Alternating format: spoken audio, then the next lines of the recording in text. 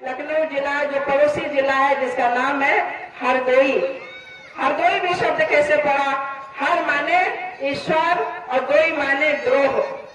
जो भगवान का द्रोह कर दे, विद्रोह कर दे, यानी कि जिसने ईश्वर की जो सत्ता है उसको सिरे से नकार दिया हो, ऐसा हरदोई जिले की वो थी। वो राजा हिरण्यकश्यप की बहन थी।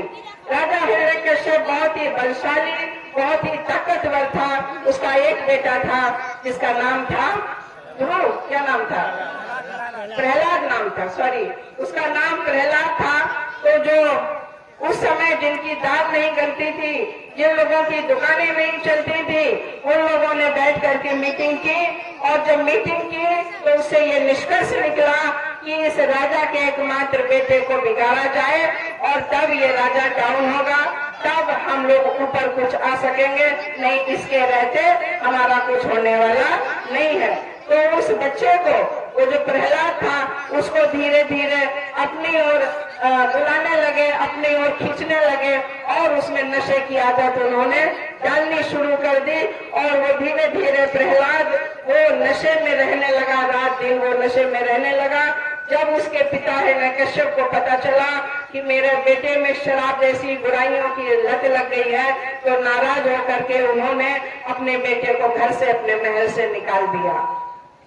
होलिका जो हिरण्यकश्यप की बहन थी, उस दिन पूर्णिमा का दिन था, फागुन की पूर्णिमा थी और वो व्रत थी। वो भगवान बुद्ध की उपासना थी और पूर्णिमा में उन्होंने व्रत रखा था, उनकी बारात आने को थी।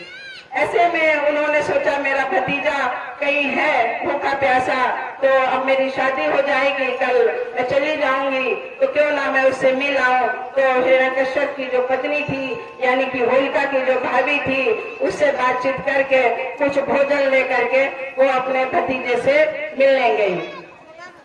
जब वो वहां पर मिलने गई और बहुत देर हो गई, वापस नहीं आई, तो घर के लोग परेशान हुए, ये हुआ कि कहाँ गई। तब हिरण्यकश्यप की पत्नी को मजबूरी में बताना पड़ा कि वो प्रहलाद को भोजन देने गई थी, रात हो रही है और अभी तक घर वापस नहीं आ रही है।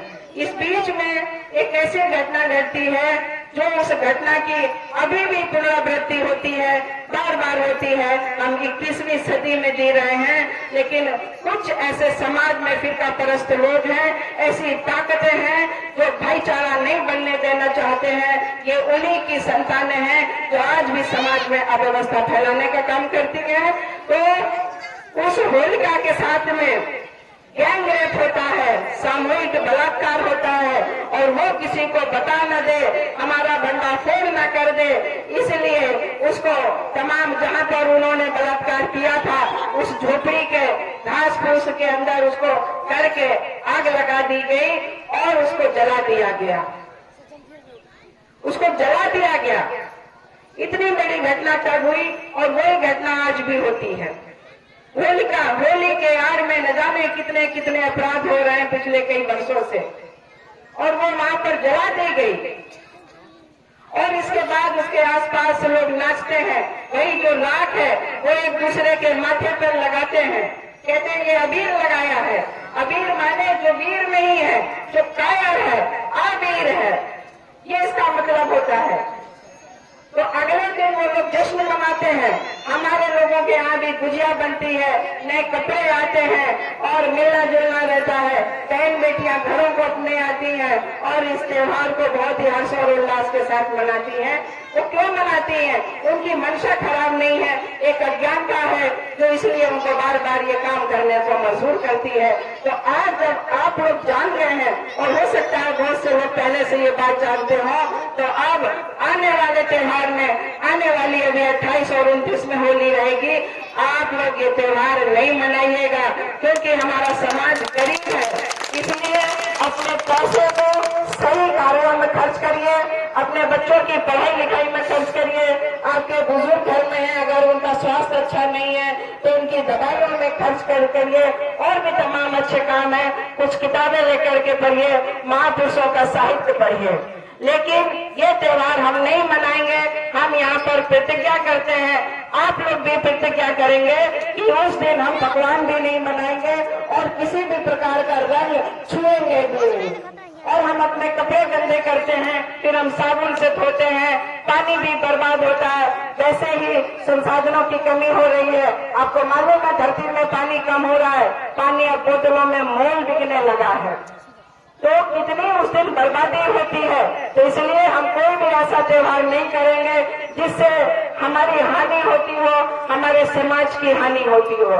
हम अपने महापुरुषों की जयंतियां मनाएंगे, खूब अच्छे तरीके से मनाएंगे।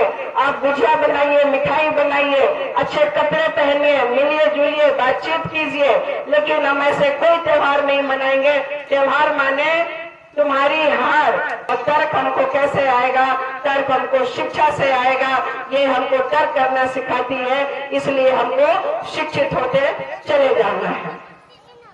तो ये हम त्योहार यहाँ पर होली में ना मना करके हम 14 अप्रैल को गुजिया बनाएंगे, 14 अप्रैल को दिया भी जलाएंगे, मोमबत्ती भी जलाएंगे, हम अच्छे कपड़े पहनेंगे। हम परम पूज्य बाबा साहब डॉक्टर अम्बेडकर जी की जयंती बहुत ही धूमधाम से मनाएंगे। और उनकी जयंती हम क्यों मनाएंगे? क्योंकि उन्हें ऐसे समाज को जो बिल्कुल जमीनी स्तर पर जिसका कोई वैल्यू नहीं थी, जो कीड़े मकोड़े जैसा था, जो लोग बहुत ऐसे समाज में लोग हैं कि हमारी छाया से भी नफरत करते थे, ऐसे समाज को उन्होंने सत्ता में ला करके खड़ा कर दिया।